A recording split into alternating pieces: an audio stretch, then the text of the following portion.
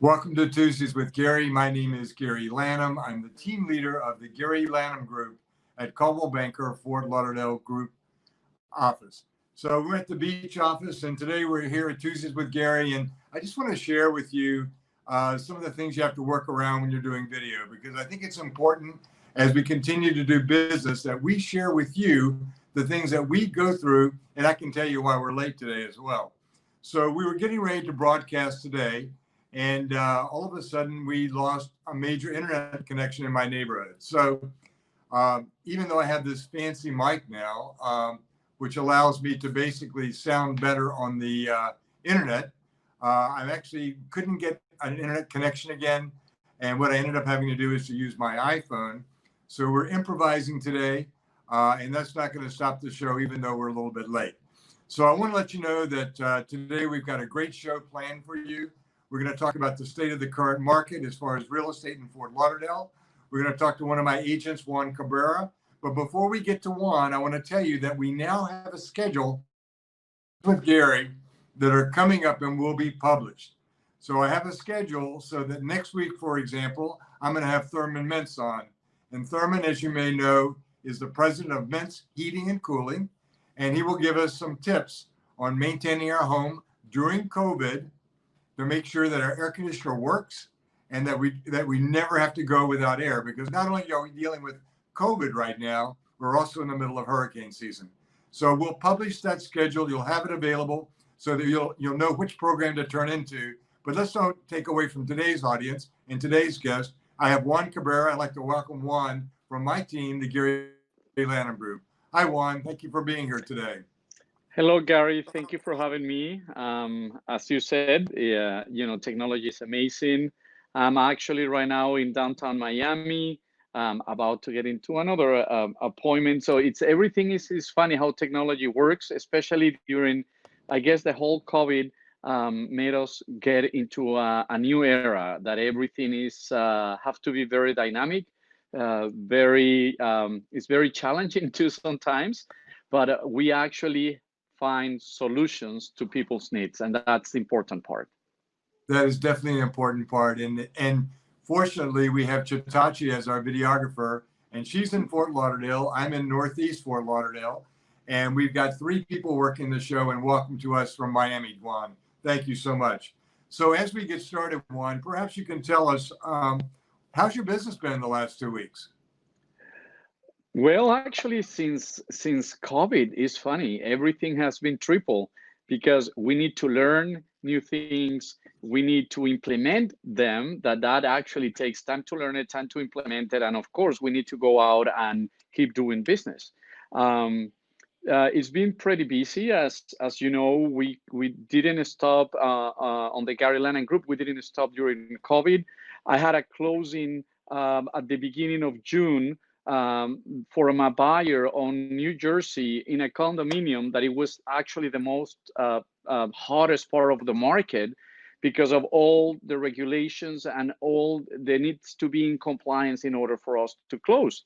So it's been very busy. I'm on the process of having another closing. Again, it should be happening within the next 10 days, depending again on the condominiums. It's another condominium. We had another house that we closed that we spoke on a previous program too, getting new listings too. Actually, I'm in Miami because we're getting a new listing in Miami, an investment property in North Miami by the Intracoastal. We're getting, again, additional education, not only to get all the new technology, but you need to keep in time with your license and get up to date with all the new legal things that we have. And on top of that, we're doing and being, again, very proactive.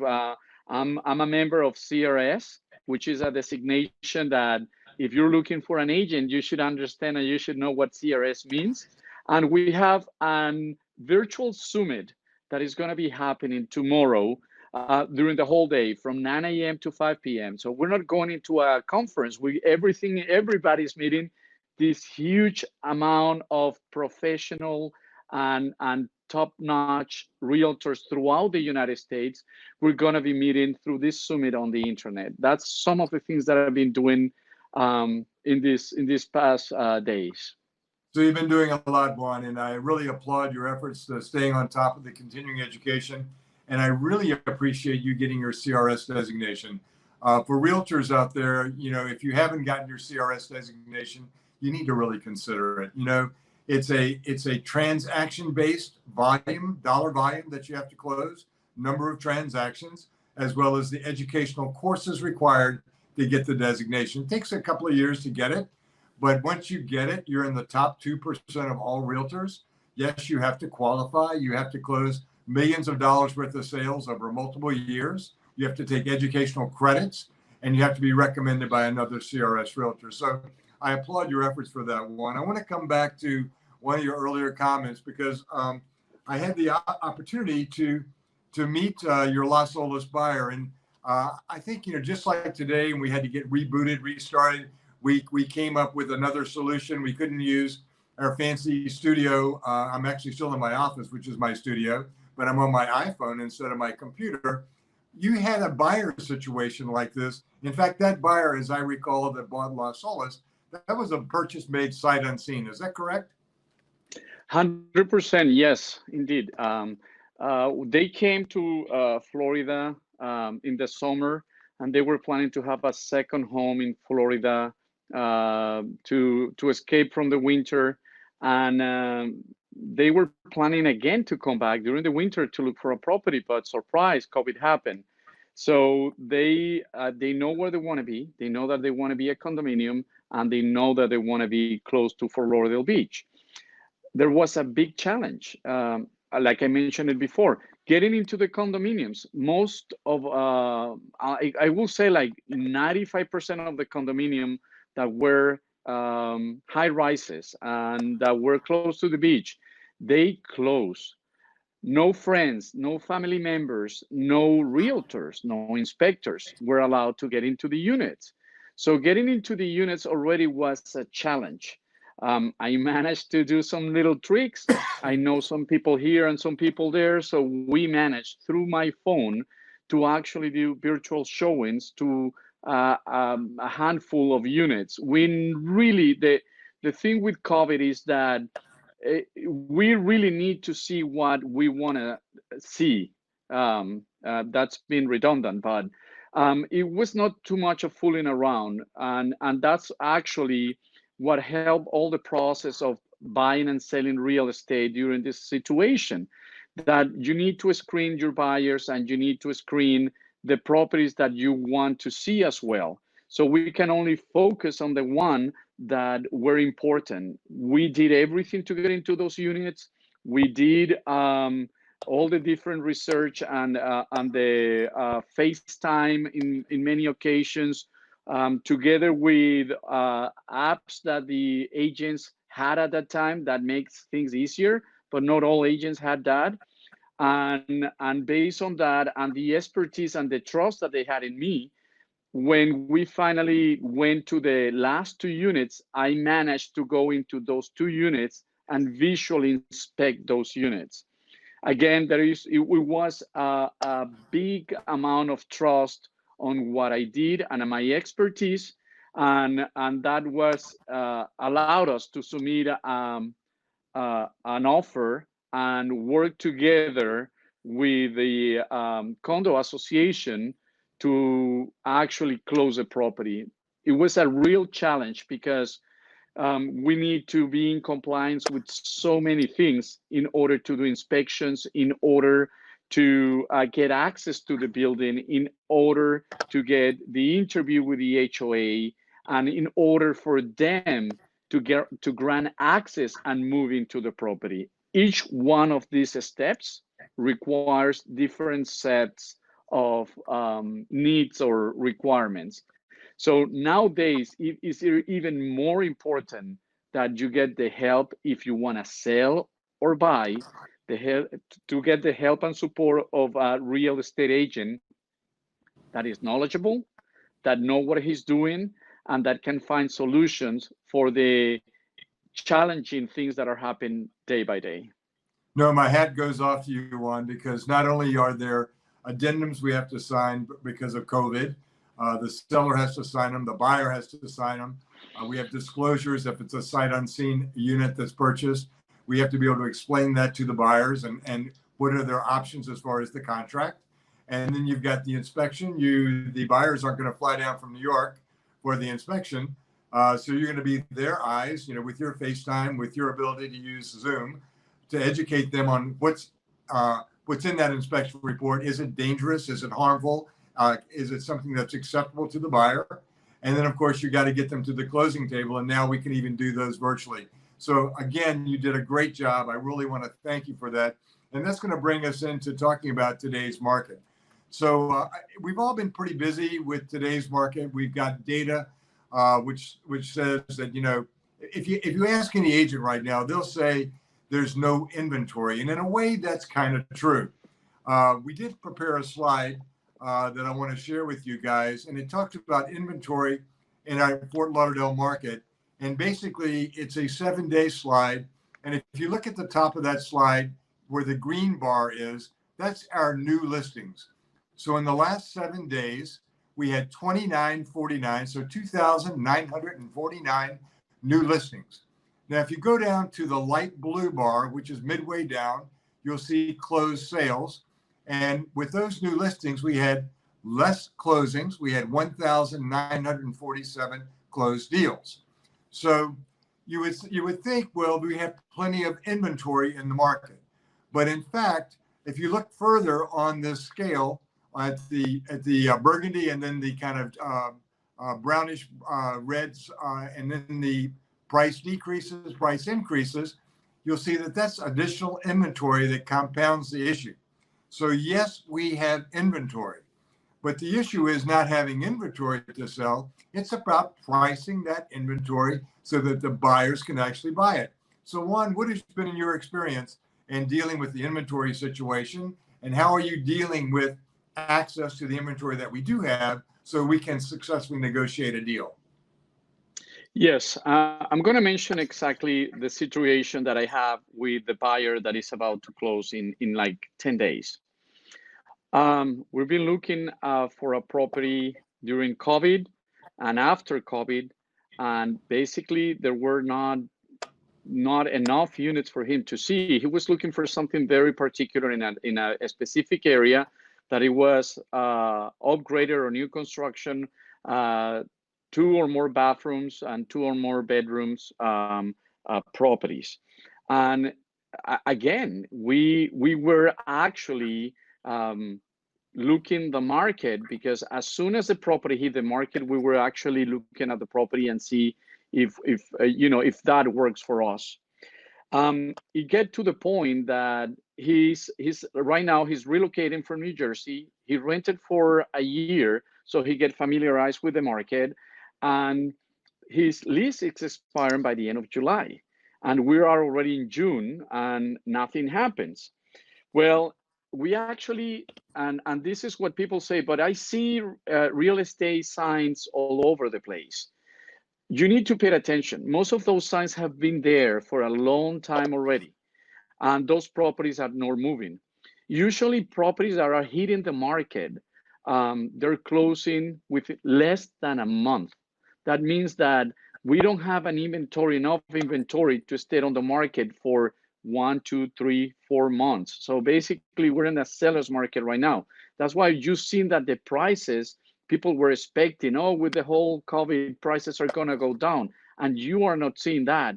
Is because the offer is so limited and the demand has increased, because all the people that were supposed to buy properties in the month of March, April, and May, they're holding their horses, and now they're like on the run trying to get properties as soon as they hit the market.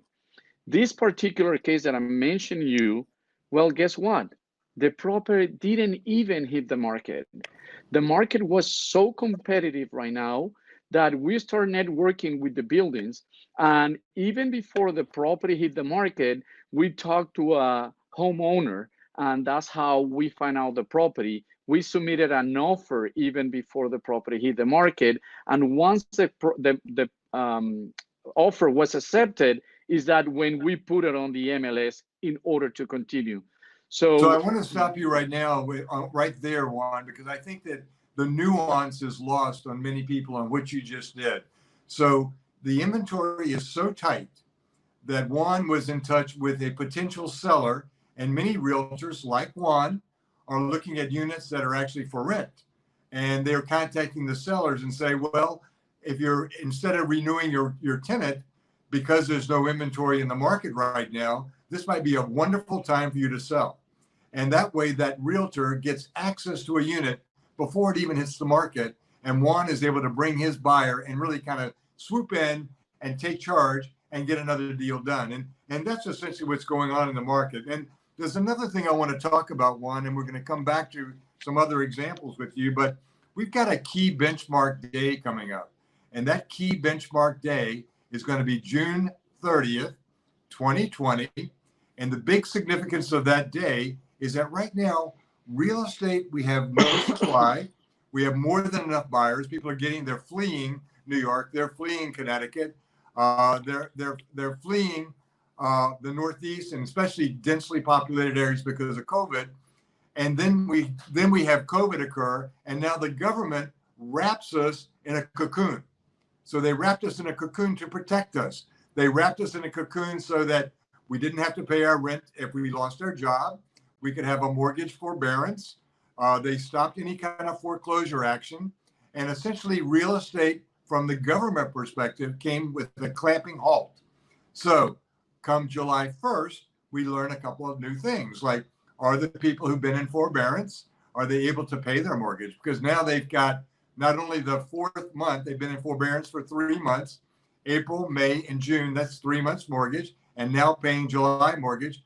The fourth month, are they going to be able to pay the mortgage?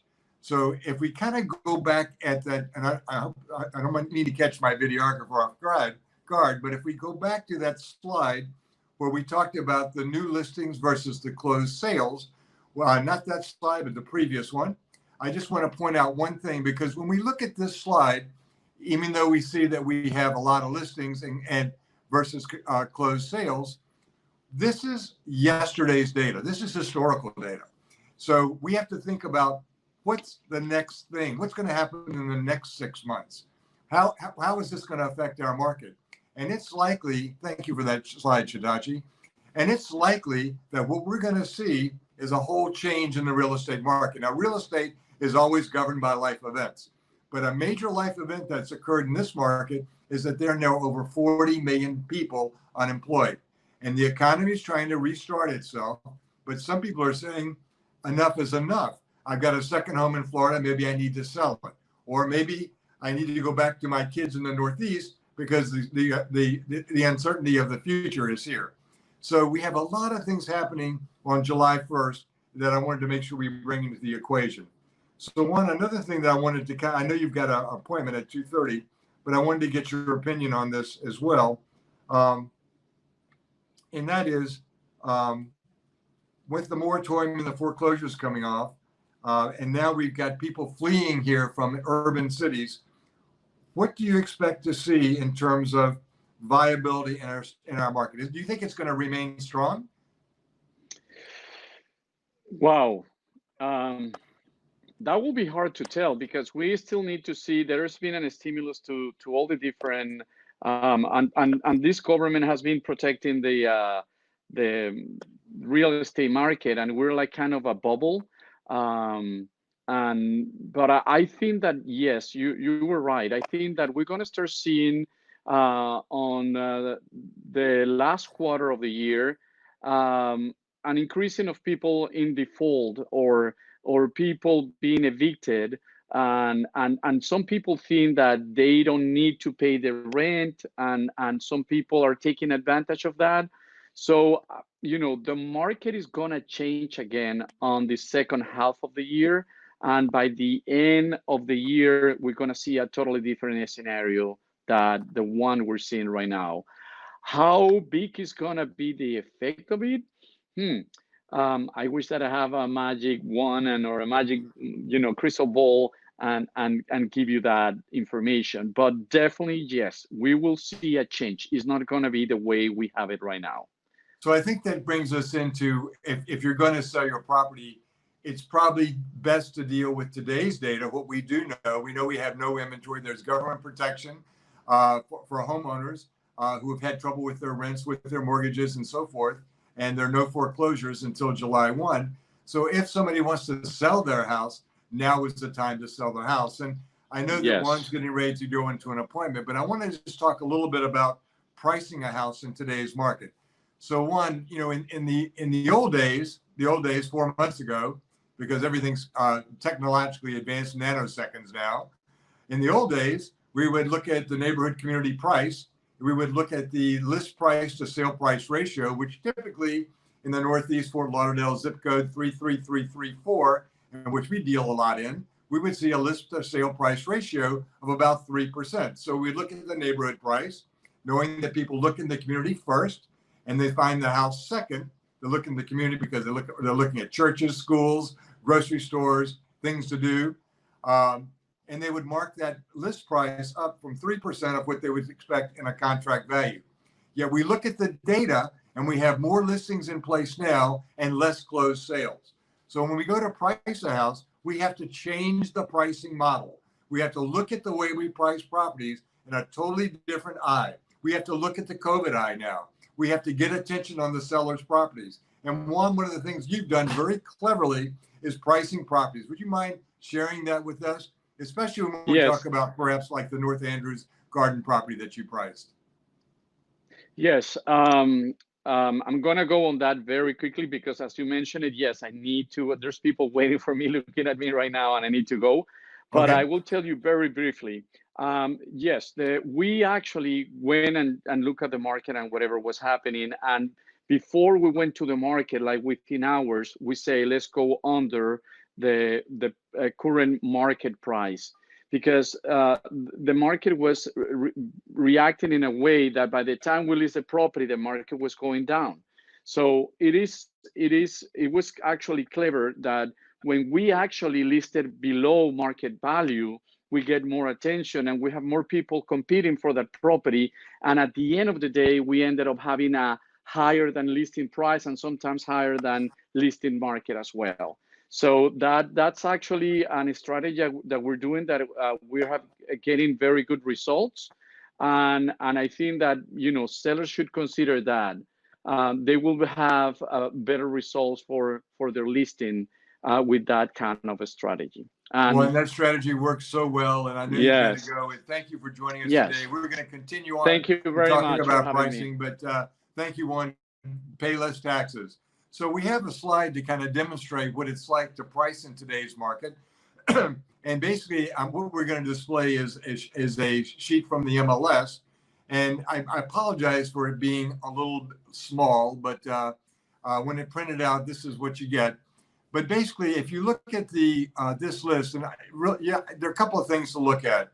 So the yellow lines, and these are, there were about 78 sales in our farm area.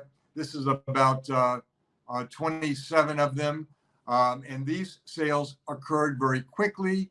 They occurred in less than 22 days. And on the yellow line, what you will see is the list price under market value and the close price, which is higher than the list price. I think that's really important to point out because this is clear-cut data, which talks about how pricing works. You price it below the market and you will get to that point where the house might sell. Now, in that same sheet, if we go back to it just for a quick second, I displayed some additional data, and it may be hard to see, but under that 2 columns down from the yellow line, you'll see some green underlining on properties. And basically, those are properties that list and sold at the same price as the list price. Now, again, some very clever realtors who understand the math know how to get this kind of stuff done. Now, what I didn't include in this data are the active listings that have been on the market for 30 days. We know that if a listing has been on the market for more than 30 days and it's not in contract, it is overpriced, it is yesterday's news, and the consumer simply will not look at it again. We demonstrate that online when people use Zillow, when they use Realtor.com, when they use Coldwell Banker, when they use MLS. They simply swipe by that listing and go to the next one, looking for the new inventory, something that doesn't have wear and tear on the MLS. So again, going back to pricing, understand the neighborhood, understand the value of that community, price based on the sales in that community. Don't look at that list price to sale price ratio any longer, because you want to bring the most eyes on your property. Go at the exact price you think you can achieve, or a little bit lower. Go a little bit lower so that you can sell that property quickly, because we know if we can't get it in the contract in 30 days, we're yesterday's news. So it's funny, typical realtor agreements typically go from 6 months to 12 months for a listing agreement. And I'm telling my customers, if I can't sell your property in 30 days, then you don't need me as a realtor. But I also put the caveat in there, you have to work with me on the price. You set the price, but I'm going to provide the data to make sure we get your house sold. So again, another pricing strategy. It's changed a little bit during COVID because we have to get the most attention on your property now in order to get it sold. So I wanted to make sure we talked about pricing today. I wanted to make sure we talked about the number of listings on the market today. And then I want to close with talking about a project that we're involved with right now, and we are thrilled to be involved with this project. We took a listing of 28 new construction condos, and I did share with Chitachi the sign, and it just got approved today, that we'll be using in Oakland Park. If you have that sign, Chitachi, perhaps if you could display it and we can talk from the sign. So basically the project is called Urban Village. It is a project that is on 5th Avenue in Oakland Park. It's right off of 38th, it's south of 38th Street. And it's a property that in COVID times, the developer is in the right time at the right place, because you see these properties, they're condos, and they are each of the units can be accessed on the exterior without going down a hall, without being exposed to any of the neighbors, and they can access their unit, which has a live, work, play space inside the unit. So we're getting ready to list these properties right away. We have 12 available right now, and then we have pre-construction prices on the rest of them. And I guess Shitachi's having a little trouble finding that slide, but we will be posting it on the Gary Lanham Group page soon. We will post the sign. We invite you to that property because it is unlike anything you have seen. It is, number one, new construction. It is affordable housing. It's east of 95. In fact, it's east of Andrews. It's close to Wilton Manors. It's in Oakland Park. It's close to the beach. It's close to the restaurants. And it has a feel for it that is open and airy, close to the parks, whether it's a park course, a baseball field, or its own dog park. So in addition to having its own dog park, this project, Urban Village, will take any size dog as long as it's non-aggressive. So if you've got a 65, 70-pound dog, you can live here with that dog. And to help you accommodate that lifestyle, what we've done is the developer has put together a dog run, which is 50 yards long. That's half of a football field. And your dog can come in and run that course, so they never feel like they're a condo dog again. So as we see on the screen now, we have the Where You Belong Urban Village screenshot. This will be the sign that's going up on the property. It'll go up by the end of June. And our new homes are starting there in the upper 200s. The basic price point is in the low 300s. It's a great place to live. It's a great place to work. The neighbors are fantastic. We have 50 units that are sold already. We have 50% of the unit owners are less than age 50, and 50% of the unit owners, 25 of them, are over age 50. We have a blended community. We have blended nationalities. We have blended lifestyles. And we know it's a place where if you're looking for new construction and you're looking for a place where you belong, come see us at Urban Village. So at Urban Village, we'll be staffing the model 7 days a week. 7 days a week allows you the opportunity to come in and get a private tour from one of my agents. Joel Garcia is there today until 6 o'clock, and he is in the model unit at 3455. Northeast 5th Avenue, unit number 6, and he'll be glad to show you not only the project, but another unique aspect of this project, which is the loft space. Now, Joel is from the New York City area, and I challenge anyone from New York who is familiar with loft spaces there versus loft spaces in Fort Lauderdale to come visit us, because I guarantee you that what you see at Urban Village is more similar to a loft that you've ever seen in Fort Lauderdale before. And in fact, we've even named it after a famous landmark in New York, the Tribeca building or the Tribeca unit. So come by and see us. Again, we staff the model from 10 in the morning to 6 at night. You can make an appointment. If you go in today, Joe Garcia is there to help you, and we would love to show you around our project. Realtors, bring your customers. Buyers, if you don't have a realtor, come see us. We'll be glad to take good care of you and make sure that we can get you in this unit and live a carefree life. Remember, we're talking about open spaces. We're talking about open floor plans.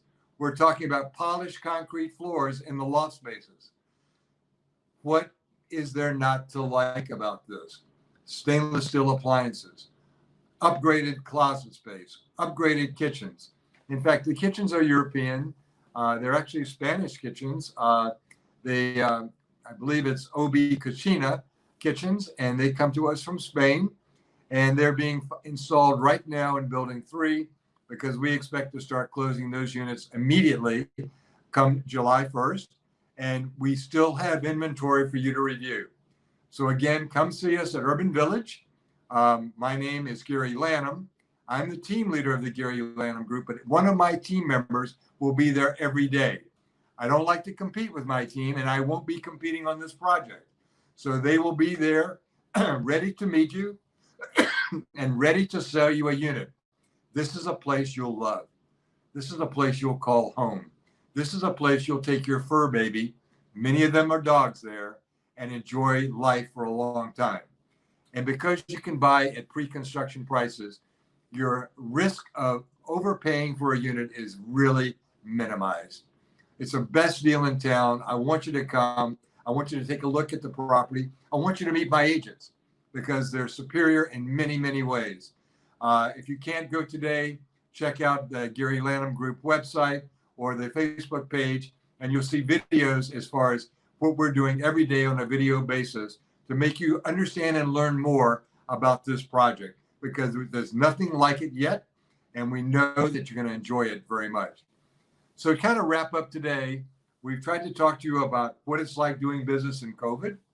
How do we do business not with customers? How do we close deals where they haven't even been to the unit? How do we go through that process?